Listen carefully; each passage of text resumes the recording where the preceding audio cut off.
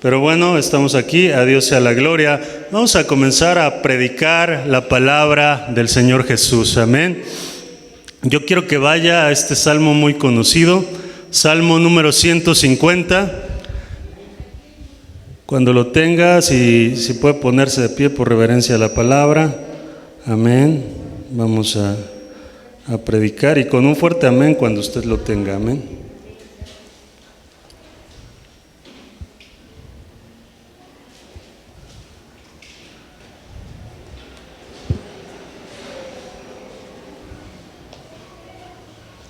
Amén. Salmo 150.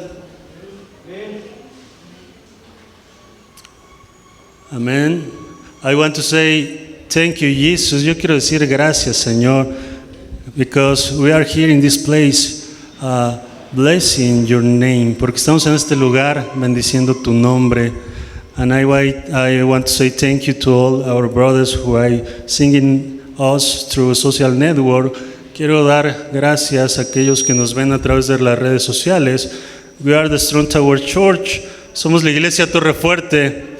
And we are here in the downtown of Tlalpan. Estamos aquí en la localidad de Tlalpan. To God be the glory. Al Señor sea de la gloria. In Jesus' name. En el nombre del Señor Jesús. This preaching will be in Spanish and the English translations will be appear in your devices. Esta predicación será en español y la traducción al inglés aparecerá en sus dispositivos. A Dios sea la gloria. To God be the glory. Amén. Gloria a Dios. Salmo 150. Salmo 150. Muchos no lo sabemos. Vamos a leerlo. Yo lo voy a leer. Exhortación a alabar a Dios con instrumentos de música. Aleluya. Alabad a Dios en su santuario, alabadle en la magnificencia de su firmamento, alabadle por sus proezas, alabadle conforme a la muchedumbre de su grandeza, alabadle a son de bocinas, alabadle con salterio y arpa, alabadle con pandero y danza, alabadle con cuerdas y flautas, alabadle con címbalos resonantes, alabadle con címbalos de júbilo. Todo lo que respire, alabe a Jehová. Aleluya. Señor Jesús, gracias te damos, Padre, porque en esta mañana podemos estar aquí en esta iglesia alabando, bendiciendo tu nombre. Yo te doy gracias, Padre bendito, y te ruego, Señor, que seas tú quien ponga ideas y pensamientos en mi mente, ideas frescas que provengan solamente de ti. Y yo te ruego, Dios bendito, que abras el corazón de aquellos hermanos que necesitan escuchar esta palabra. Abre el corazón, abre la mente, Señor, abre los oídos de aquel que quiera oír, los ojos de aquel que quiera ver. Usa, Señor, mi vida como un instrumento para poder transmitir lo que tú quieres a tu pueblo. Yo te doy las gracias y te doy la gloria y te doy la honra solamente a ti, Señor Jesús. Te damos gracias en el bendito y en el poderoso nombre del Señor Jesucristo. Y tu iglesia te dice, amén. Amén, gloria a Dios. ¿Puedes sentarse, hermano? Amén. Dígale a tu hermano que está a un lado, voy a invitarte a comer. Amén. Gloria a Dios. Vamos a hablar sobre un tema y quiero tomar esta última frase de este salmo, todo lo que respire, amén. La palabra del Señor dice, todo lo que respire, alabe a Jehová. Y hoy quiero enfatizar esta última frase de este salmo. El libro de los salmos se divide en 5 partes. Y como una sinfonía bien ejecutada, como una sinfonía bien coordinada, cada uno de los salmos que componen esta hermosa compilación de sabiduría se colocó en un orden específico. En los últimos 5 salmos, los eruditos los llaman los salmos Aleluya. Aleluya es una exclamación de júbilo muy común en las Sagradas Escrituras y que se adoptó para el uso litúrgico en el judaísmo, para el uso de las comunidades en los cultos, y también se adoptó en el cristianismo. Aleluya es una palabra hebrea que significa literalmente alaben a Jehová.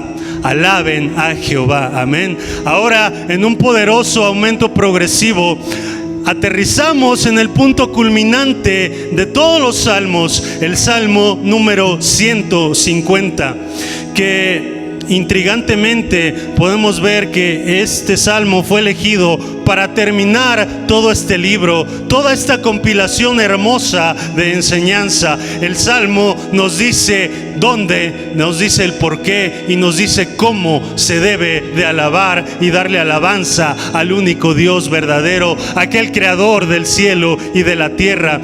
Y de todas las formas en que pudiésemos comenzar este salmo, de cualquier forma en que pudiese comenzar, este salmo abre nuestra mente y este salmo abre nuestro corazón con las siguientes palabras y dice: alabad a Dios en su santuario.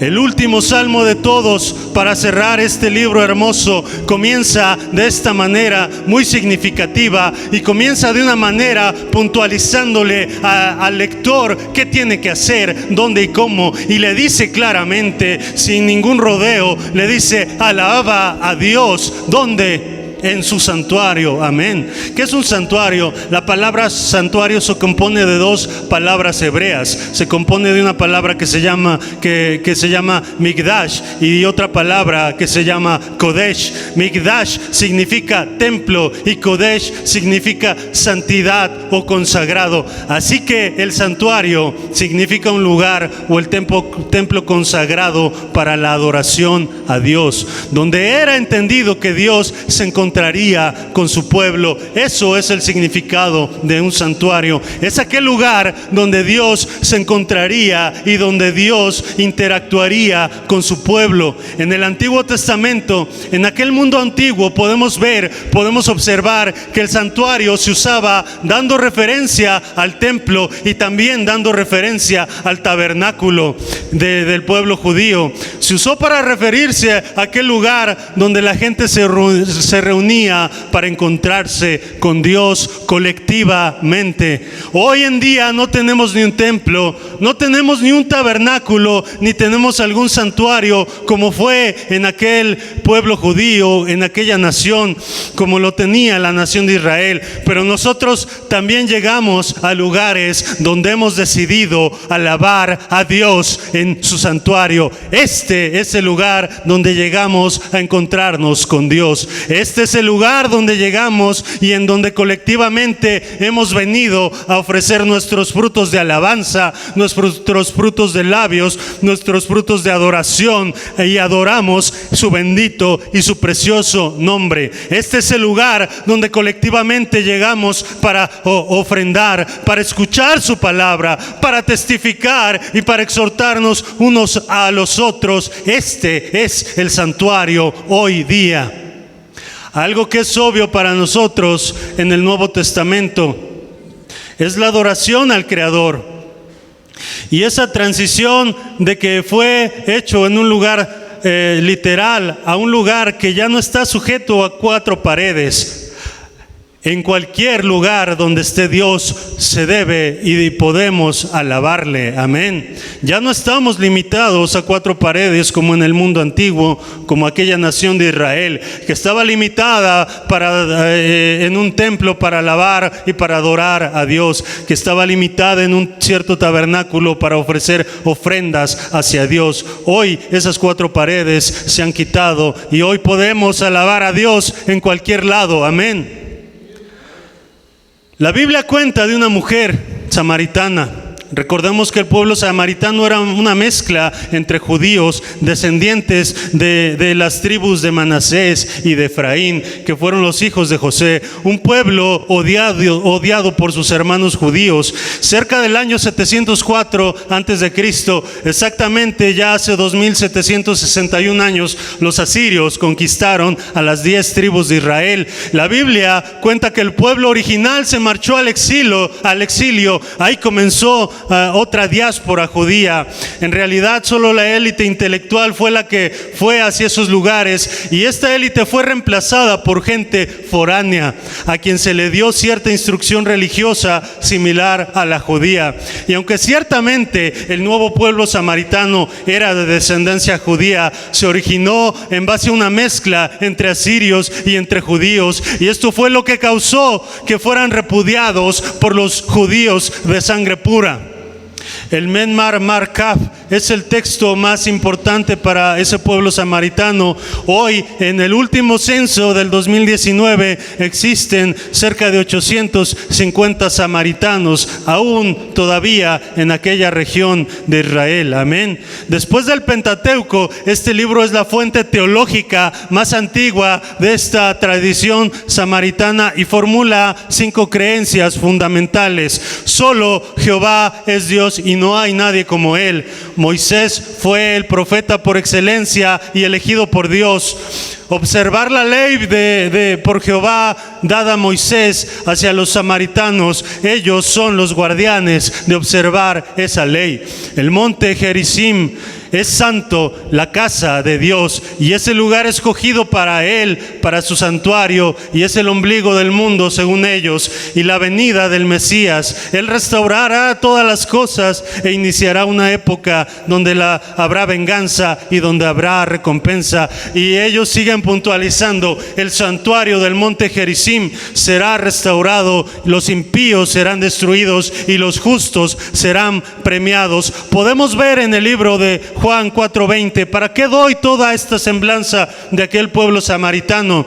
En Juan 4:20 hay una mujer samaritana que tiene una plática con Jesús, y comienza con una plática breve, después se comienza en una plática muy teológica. En Juan 4:20 dice esta mujer: nuestros padres adoraron en este monte, y vosotros decís en Jerusalén es el lugar donde se debe de adorar. Ellos estaban parados en ese monte Gerizim. La mujer samaritana y el creador del cielo y de la tierra estaba junto con ella. Ella se refería a que en el templo del monte Gerizim se debía de adorar a Dios, y que los judíos decían que solamente en el templo de Jerusalén, aquel templo ubicado en el monte Moriab, era el único donde se debía, el único lugar donde se debía dar adoración al Dios verdadero, al Dios que creó los cielos y la tierra. Ella hablaba de un templo de muros y paredes, de un templo hecho de piedra y tal vez de cemento y de arcilla. Pero Jesús le responde, y Jesús le dice: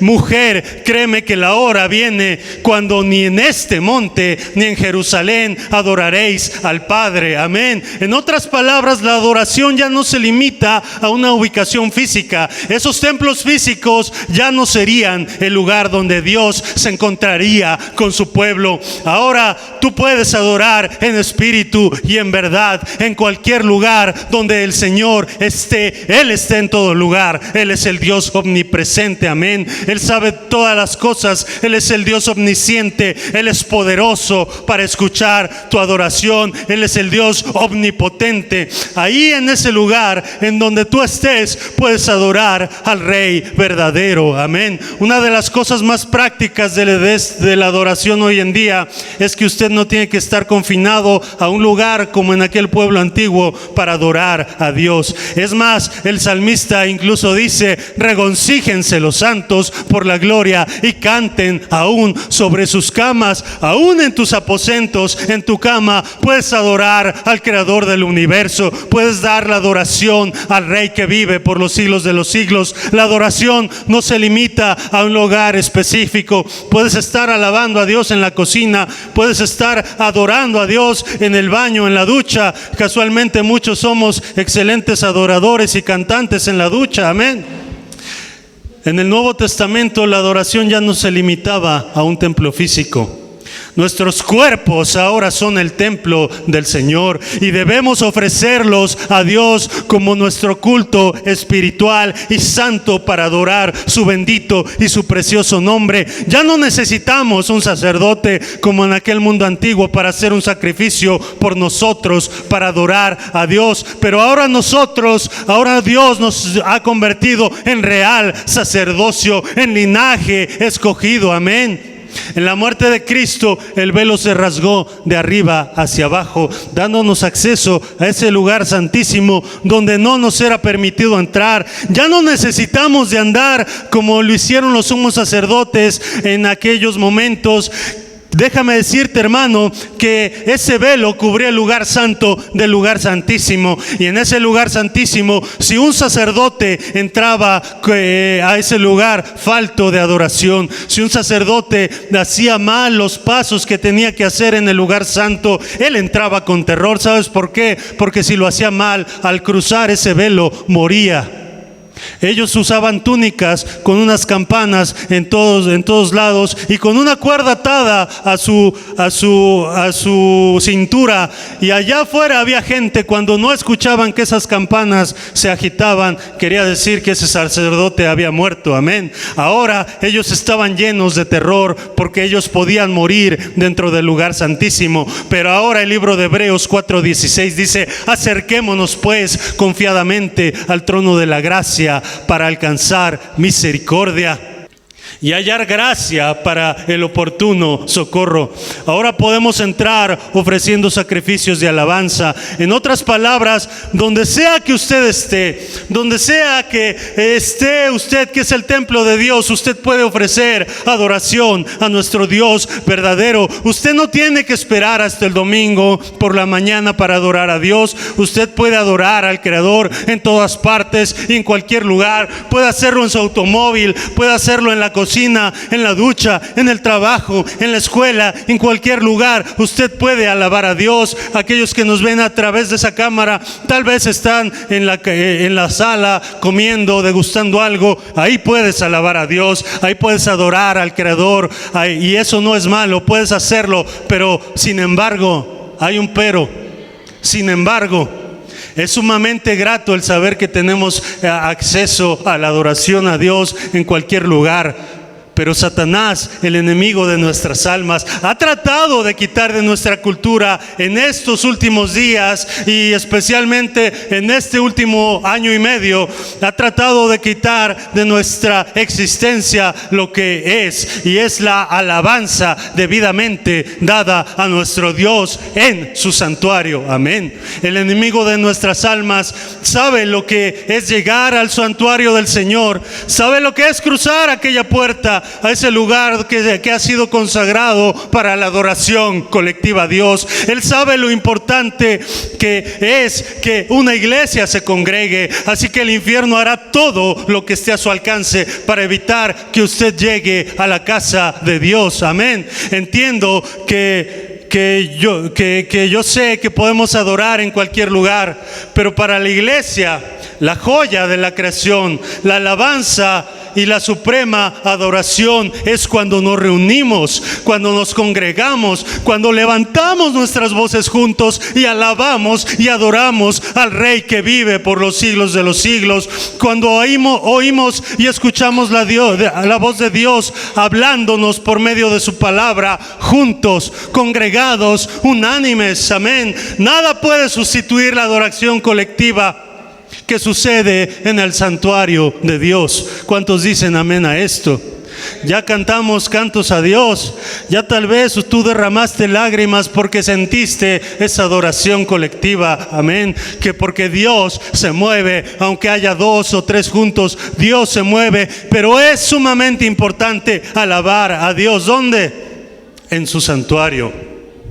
Y es más, esto debe de hacerse un propósito familiar. Yo veo que cada año muchos hacen propósitos. Tal vez quieren bajar de peso, tal vez quieren una casa nueva, tal vez quieren cambiar un automóvil. Amén. Pero déjame decirte, hermano, amigo, el propósito de cada familia, de cada año, de cada mes y de cada semana. Usted, varón de Dios, usted, mujer de Dios, debe proclamar en voz alta, gritar a voz en cuello: pero yo y mi casa serviremos a Jehová. Amén. Mi casa y yo estaremos en cada servicio dominical de este año, porque ahí es donde Dios obra, ahí es donde Dios libera, ahí es donde Dios sana, ahí es donde Dios perdona. Amén. El servicio dominical se lo dedicaremos completamente al Señor. Eso debe de estar implícito y presente en su corazón. Amén. Hebreos 10:25 dice: no dejándonos de congregarnos como algunos lo tienen por costumbre, sino exhortándonos, tanto más cuanto veis que aquel día se acerca. ¿Cuál día? La venida del Señor, aquel día glorioso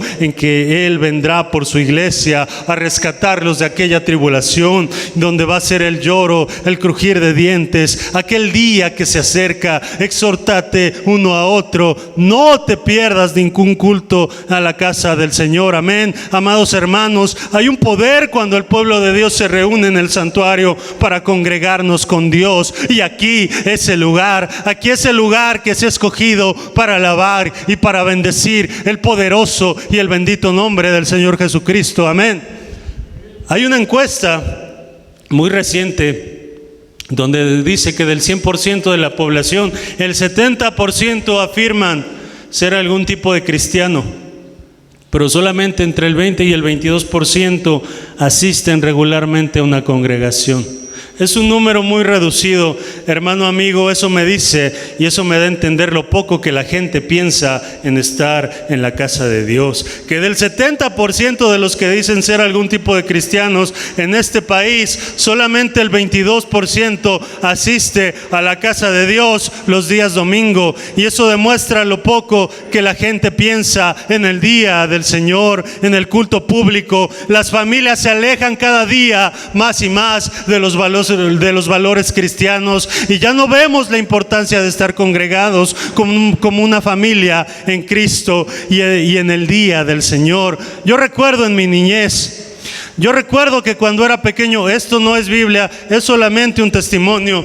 Yo recuerdo que en mi niñez mi madre y mi padre nos despertaban muy temprano y nos tenían en ayunas, porque teníamos que ayunar para el día del Señor. Y el día del Señor no era para jugar, el día del Señor no era para visitar a alguna familia. Incluso si llegaba alguien de fuera a vernos, mi padre le decía: este es el día que ha hecho el Señor, vamos a alegrarnos y vamos a alabarle a Él. Este es el día que ha hecho el Señor, acompáñame a la iglesia, y si no quieres hacerlo, espérame aquí, yo volveré. Y íbamos a la casa del Señor, y no era para correr, no era para decir chistes y reírse con los amigos, no era para comer en la escuelita dominical. El día del Señor era para consagrarse, el día del Señor era para alabar y para bendecir su santo nombre. El día del Señor era para estar enfocados y consagrados en aquel Dios poderoso que creó los cielos y la tierra. Y este es el día del Señor.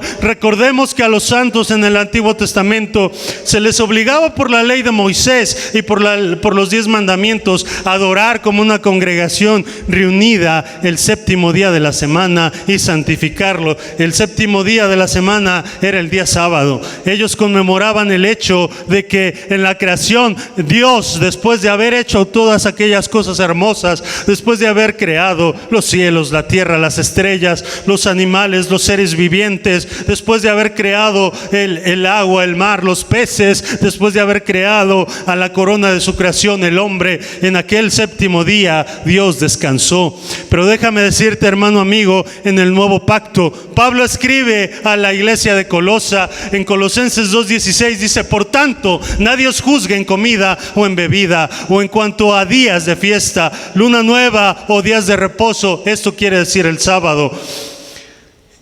Todo lo cual es sombra de lo que ha de venir, pero el cuerpo es de Cristo. Eso era una sombra de lo que había de venir. El día sábado era una sombra de lo que vendría. Era una señal que apuntaba a un tiempo donde Cristo sería nuestro reposo. Y ahora la iglesia tiene su propio día para observar, aparte de la ley de Moisés, aparte de todos esos razonamientos antiguos. La razón por la que hoy el sábado no se guarda en la ley mosaica es porque ahora el Señor Jesucristo es nuestro día de reposo. El sábado ahora se cumple en Jesucristo.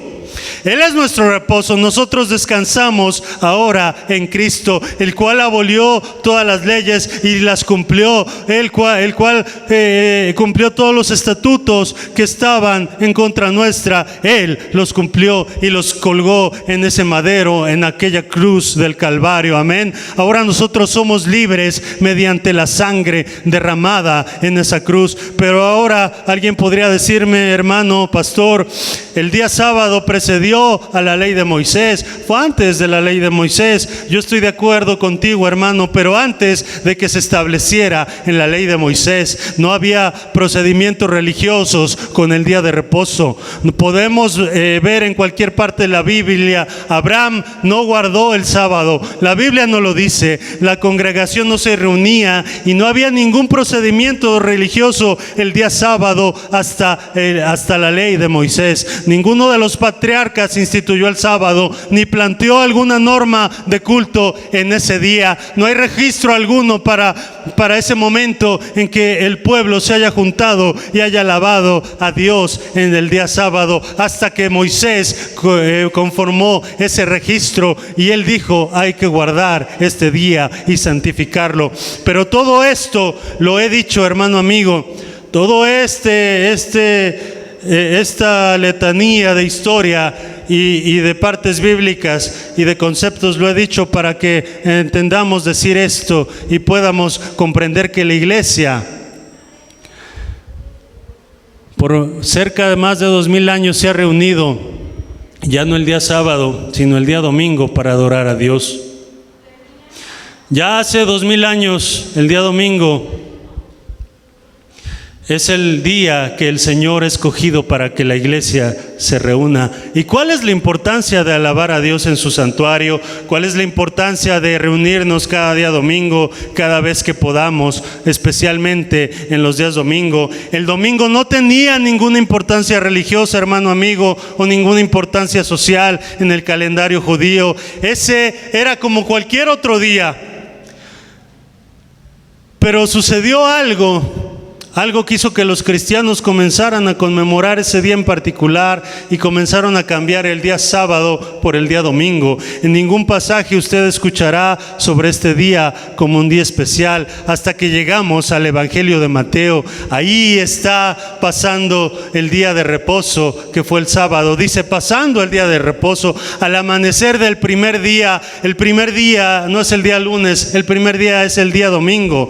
El primer día hay algo importante. En ese día vinieron las Marías, María Magdalena, eran varias Marías, a ver el sepulcro. Y dice la Biblia que hubo un gran terremoto, porque un ángel del Señor descendió del cielo y removió una piedra que estaba tapando un hueco en aquel monte. Y adentro de esa piedra había algo hermoso. Dentro de esa piedra estaba el cuerpo de aquel que creó los cielos y la tierra, de aquel que hizo los mares, de aquel que te creó a ti, de aquel que quiere que vuelvas a su presencia.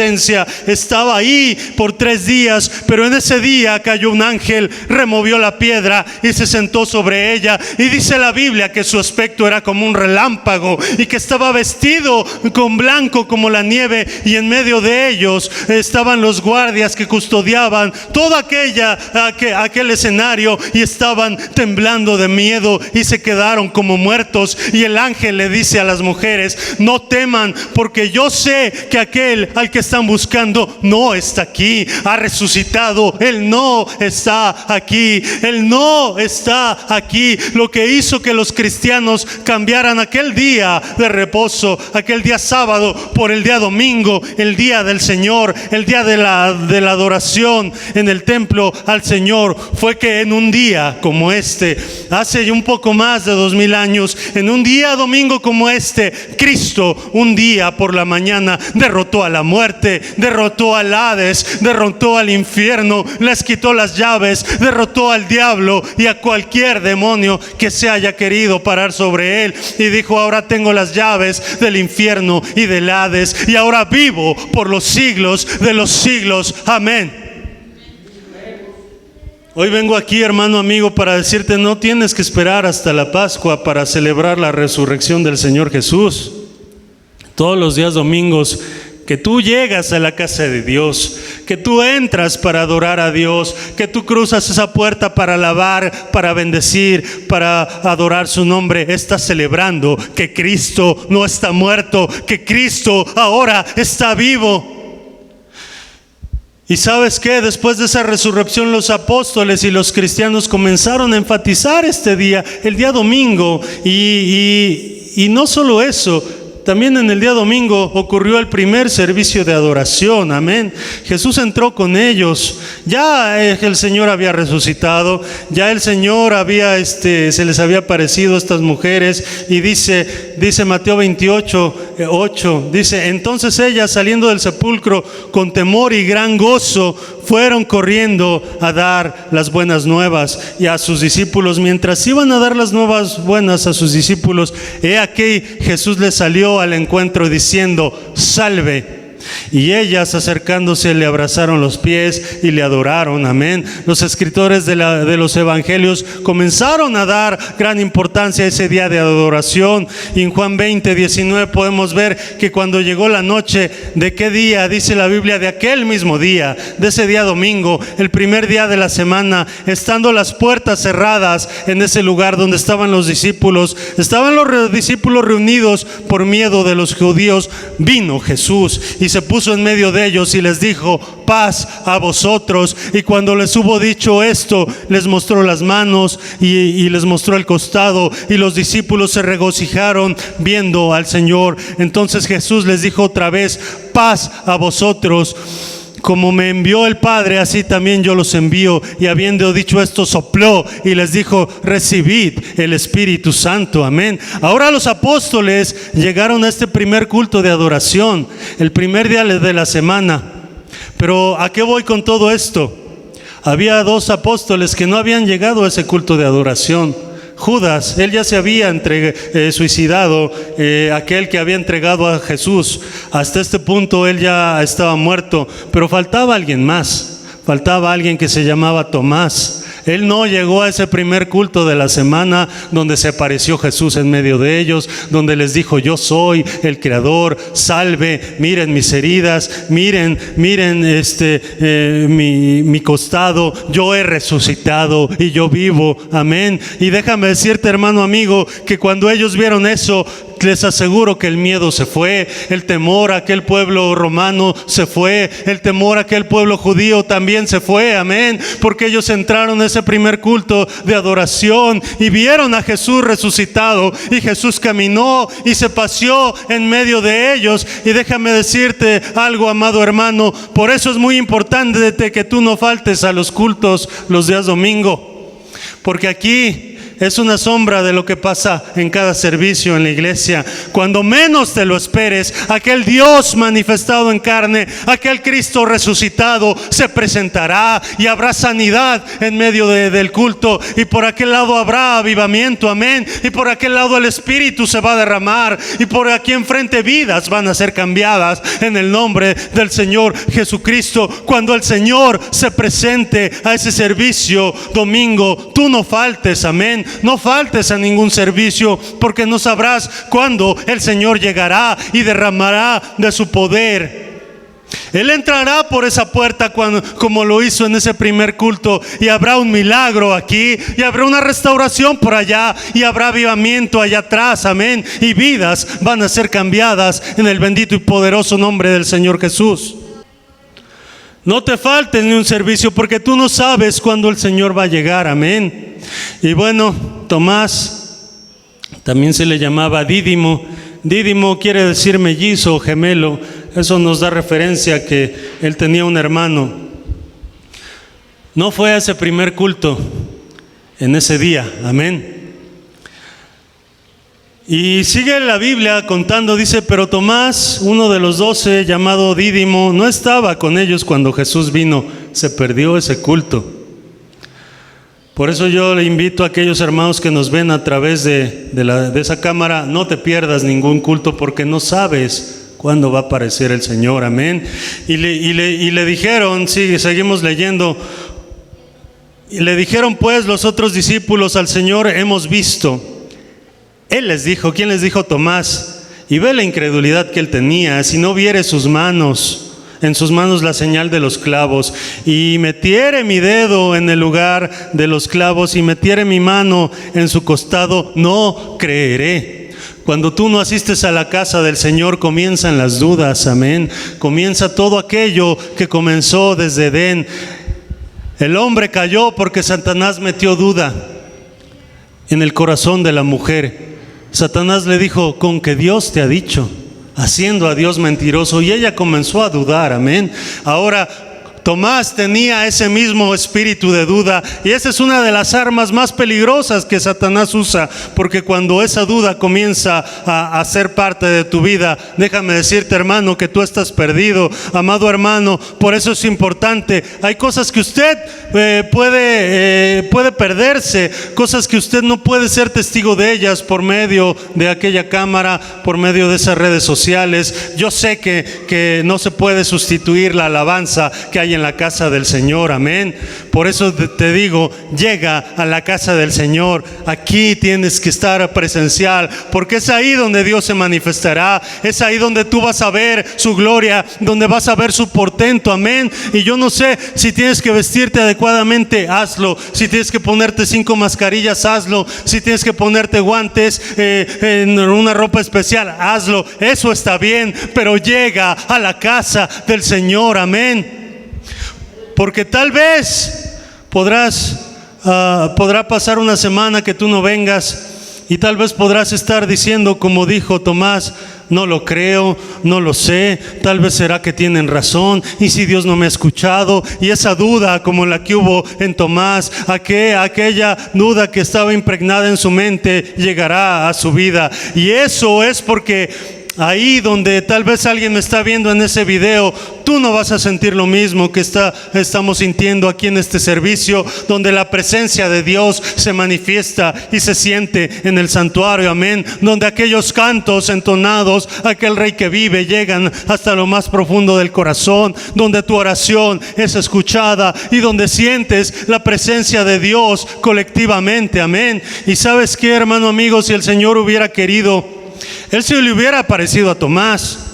Tal vez entre esa semana, tal vez el martes, o tal vez el miércoles, o tal vez el jueves, Él se le hubiera aparecido a Tomás, si el Señor hubiera querido, y le hubiera dicho: oh Tomás, no estuviste en el primer servicio que tuve con mis discípulos, pero hoy vengo aquí. Mira, yo soy Jesús, yo he resucitado, mira mis heridas, mira mi costado. Pero ¿sabe qué, hermano? Eso no pasó así. La Biblia narra que 8 días después había otro culto, y dice que estaban otra vez sus discípulos dentro, y con ellos estaba, ahora sí llegó Tomás al servicio.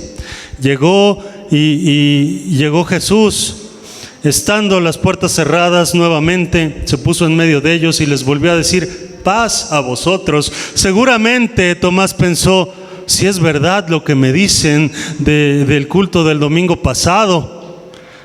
Seguramente en su mente, después de aquel culto que tuvo donde no estuvo, él comenzó a pensar: sí, es verdad.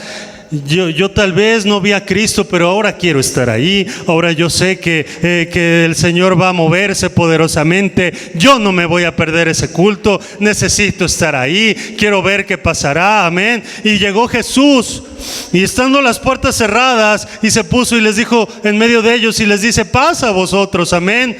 Luego le dijo a Tomás: pon aquí tu dedo, mira mis manos, y acerca tu mano y métela a mi costado, y no seas incrédulo, sino cree. Amén. Tienes que llegar al santuario. Tienes que llegar a la casa de Dios, a la casa de adoración. Amén. Y déjame decirte, hermano amigo, que muchos tal vez piensan que Tomás lo catalogan como un incrédulo, después de que él tuvo ese encuentro con el Creador en ese culto.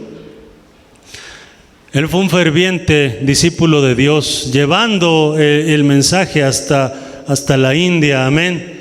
Él llegó hasta por allá. Y si tú no te has dado cuenta, este mundo, muchas veces olvidamos que Tomás fue el primero en el ministerio, en decirle a Jesús su título verdadero, amén. En decirle a Jesús y confesar la fe que él tenía hacia Jesús. Y cuando él hizo esas cosas, olvidamos que Tomás fue el primero que dijo: Señor mío y Dios mío, amén. En toda la historia, después de la resurrección, podemos observar, hermano amigo, que el domingo era un día especial en el cual se comenzó a llamarle el día del Señor, amén. Juan estaba en la isla de Patmos, él estaba por recibir la revelación de los tiempos que vendrían, él estaba a punto de recibir la revelación de del Apocalipsis, del libro de las revelaciones, y él dice en Apocalipsis 1:10: yo estaba en espíritu en el día del Señor. Él dice que él estaba en el día domingo en espíritu, amén, teniendo ese devocional con Dios, y oí detrás de mí una gran voz como de trompeta. Dios se le apareció, amén. Grandes sucesos acontecen en el día del Señor. Hay registros de los padres apostólicos de los primeros siglos donde hablan maravillas que suceden en el día del Señor, en el día domingo, en cada culto, amén. Hay registros históricos de Ignacio, hay registros históricos de Justino Mártir, hay registros históricos de Clemente de Alejandría, hay registros históricos de Tertuliano donde narran las maravillas que ocurrieron los días domingo, el día del Señor. Hoy yo te estimulo a ti, hermano, a ti que me ves a través de esa cámara: si tu trabajo te tiene detenido, si alguna situación te tiene detenido para no llegar a la casa del Señor, ora para que Dios te dé el tiempo necesario, ora para que Dios te dé en tu trabajo el tiempo necesario, porque yo sé que tú quieres ser partícipe de cada maravilla que suceda en la casa del Señor y en el día del Señor, en el día domingo, amén. Yo quiero formar parte de la alabanza y de la adoración el día domingo, el día primero de la semana. Cada domingo yo quiero formar parte de esa alabanza al Señor. Eso tiene que estar en tu corazón, hermano. Hay un gran poder que se manifiesta en este día. En el día en que nos congregamos, en el día en que estas paredes, amén, se convierten en el lugar que hemos elegido para alabar y para glorificar el nombre del Señor Jesús, amén. No te acostumbres a ver cada servicio a través de esa cámara, a través de redes sociales. Hoy, en este día, estamos reunidos, un porcentaje pequeño, pero estamos congregados, y eso es lo que somos, amén. Eso quiere decir lo que es la iglesia. Una persona no puede decir que es parte de una iglesia, no puede decir que es parte de una comunidad, no puede decir que es parte de una sociedad, no puede decir que es parte de una asociación, de una empresa, de una iglesia, si esa persona no se reúne, si esa persona no se congrega. La misma palabra iglesia etimológicamente quiere decir eclesia, que a su vez en latín significa simplemente reunión de gente, una asamblea de gente, una congregación de gente. Eso quiere decir la palabra iglesia. El congregarnos no es lo que hacemos. Escucha, hermano amigo, el congregarnos es lo que somos, amén. Si tú eres parte de la iglesia, eso está implícito en tu nombre. Tú te tienes que congregar, amén. Miles de creyentes en la primera iglesia que se fundó en Jerusalén, en aquel lugar donde el Señor se apareció, dice que en el primer servicio hubo más de 3,000 almas, amén. Y no tenían un lugar para reunirse, pero el libro de los Hechos dice que ellos estaban unánimes, estaban juntos en el pórtico de Salomón. Ahí es donde se reunía la iglesia del primer siglo en Jerusalén. Hay muchas cosas que se pueden hacer cuando usted se congrega, amén. Hay muchas cosas que pueden pasar en su familia, hay muchas cosas que pueden pasar en su vida. Su trabajo comienza a dar frutos, amén, porque usted tiene la bendición de Dios. Su familia comienza a conformar un círculo de paz, amén. Comienza a haber armonía, comienza a haber paz cuando usted se congrega y cuando usted viene a la casa del Señor y alaba a Dios en el templo, amén. No es lo mismo como cuando estuvo Tomás Falto en ese primer día de culto. punto él no creía, amén. Pero déjame decirte, hermano amigo, cuando él encontró a Jesús congregado en aquel lugar en el día del Señor, Dios cambió su vida, Dios cambió su ministerio, y él fue un gran apóstol y él fue un gran líder de la iglesia en aquellos confines, amén, de aquellas regiones. Ahora debemos de hablarnos unos a otros, debemos de exhortarnos con salmos, con himnos, con canciones, unidos unos con otros, amén. Eso no lo podemos hacer a través de Zoom, eso no lo podemos hacer a través de Facebook Live, eso no lo podemos hacer a través de YouTube. Necesitamos congregarnos para poder hacerlo. La alabanza tiene un efecto no solamente dirigido hacia el Creador, sino también tiene un efecto dirigido hacia los creyentes que están en este lugar. La alabanza y la adoración tienen un efecto vertical y también tiene un efecto horizontal que abarca a todos los puntos donde estamos y van dirigidas al Creador, y además nos ministran a nosotros, amén. La adoración va directa al Creador, pero también ministra a nuestros corazones, nos trae fe, nos trae paz, nos estimula. Cada alabanza que tú entonas, cada adoración, ahí es donde Dios trabaja en nuestras vidas, amén. El libro de Isaías capítulo 6 versículo 2 al 3 dice: por encima de él, está hablando del Señor, por encima del Señor había serafines, cada uno tenía 6 alas, con 2 cubrían sus rostros, con 2 cubrían sus pies y con 2 volaban, amén. Y el uno al otro daba voces diciendo: Santo, Santo, Santo es Jehová de los ejércitos, toda la tierra está llena de su gloria, amén. Toda la tierra está llena de su gloria. Ahora déjame decirte, hermano amigo, estos ángeles estaban dándose voces, dice la palabra, uno a otro. La alabanza era dirigida hacia Dios, la alabanza era dirigida hacia el Creador, pero ellos se decían uno al otro, mirándose juntos, diciendo: Santo, Santo es Jehová de los ejércitos, toda la tierra está llena de su gloria. Y eso es lo que hacemos en la congregación. Nos alentamos, nos damos alientos unos a otros. Yo te aliento a ti y tú me alientas a mí. ¿A qué? ¿A qué? Alabar a Dios, alabar al Creador, amén. Por eso el salmista en el Salmo 117 dice: alabad a Jehová, naciones todas, pueblos todos, alabadle, porque ha engrandecido sobre vosotros su misericordia y su fidelidad es para siempre. Aleluya y amén. Cuando usted se encuentra en la casa del Señor, hay un gozo que tiene que expresarlo, amén. Es como aquel hombre que encuentra alegría en algo, no sé, tal vez puede ser en la pesca, en algo natural, en algo muy humano. La alegría es algo muy humano, amén. Y cuando usted encuentra alegría en algo, esa alegría se complementa cuando usted la comparte. Puede ser como aquel pescador, tal vez está en un lago hermoso, tal vez está arrojando la caña y el cebo, y en una de tantas ocasiones tal vez pesca el pez más grande, el pez más hermoso de aquella región, amén. Y qué alegría podría ser para aquel hombre atrapar un pez así, ¿no lo creen? Pero ¿qué pasa si él está solo? Esa alegría no sería la misma y no estaría completada, amén. No hay nadie con el que pueda compartir el gozo que usted siente. ¿Qué pasaría si no hay nadie ahí?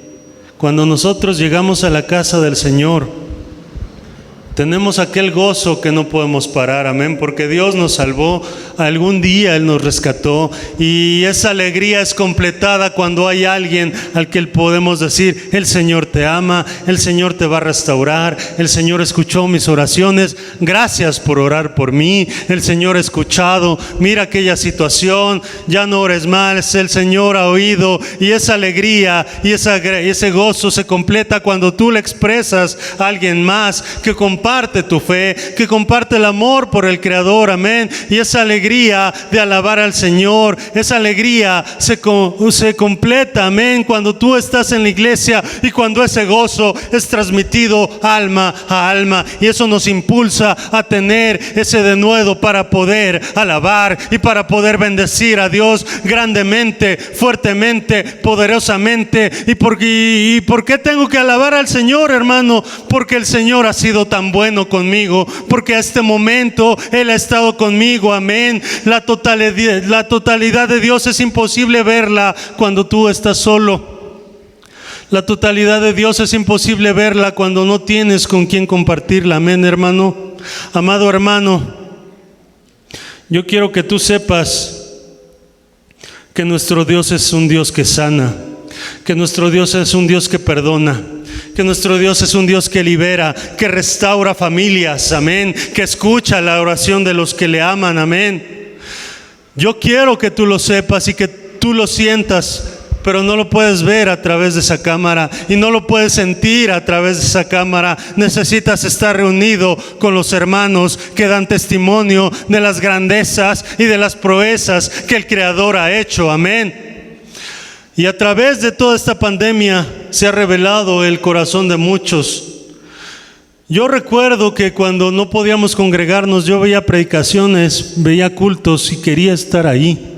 Quería estar ahí alabando a Dios, quería estar ahí adorando al Creador, quería estar ahí escuchando la palabra que Dios traía a través del predicador hacia mi vida, hacia mi corazón, pero no se podía, amén.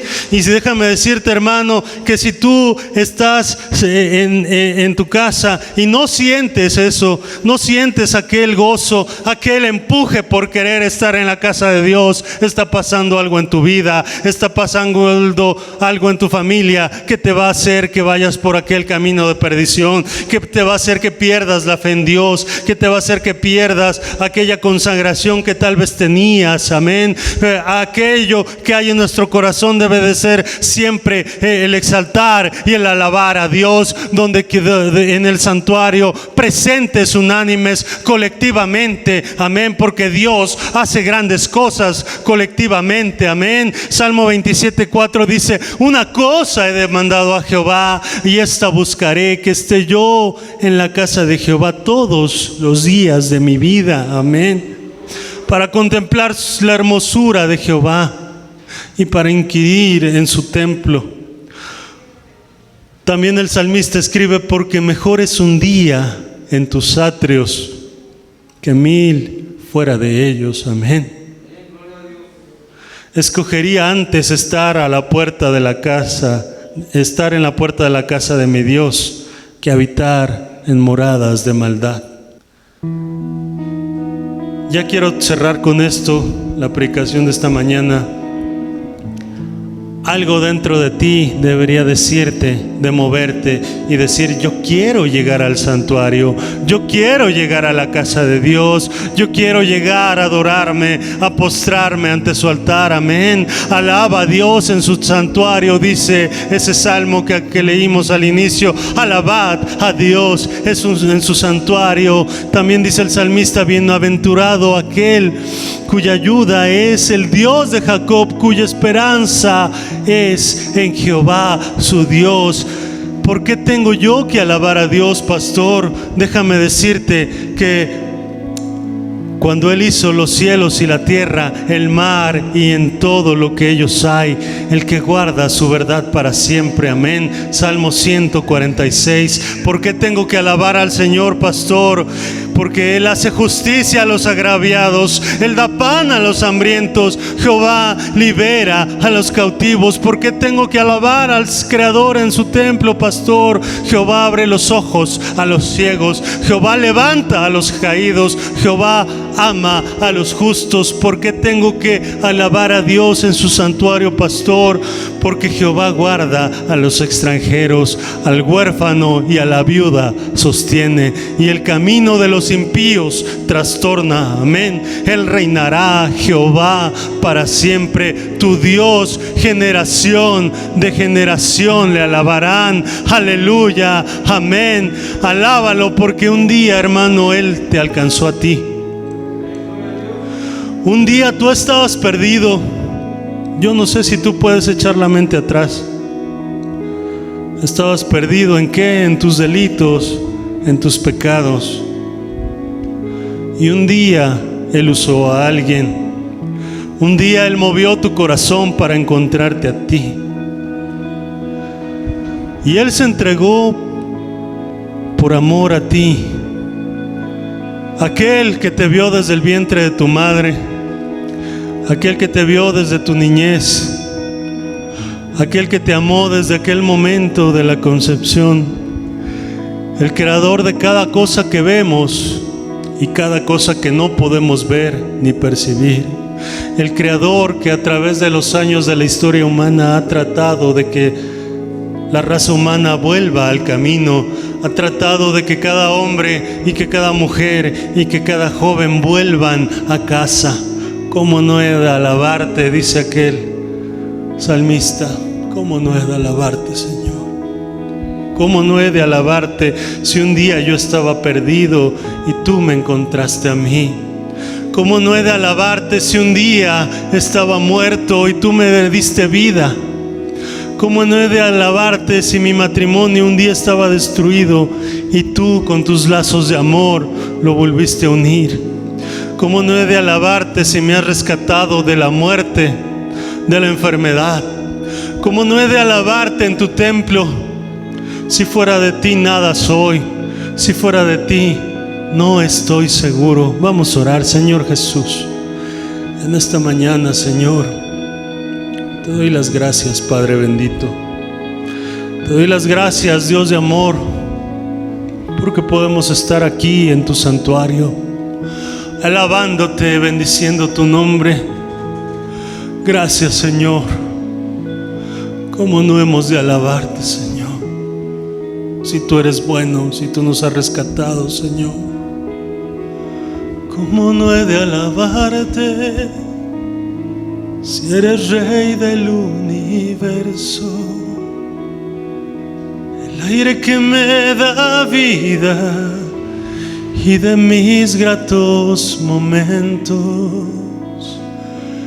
Eres mi luz de día, la razón de mi existencia, la mano que me sostiene, la que por doquier me guía. Yo te alabo, yo te alabo, porque tú eres mi Dios y mi salvación. Yo te alabo, yo te alabo,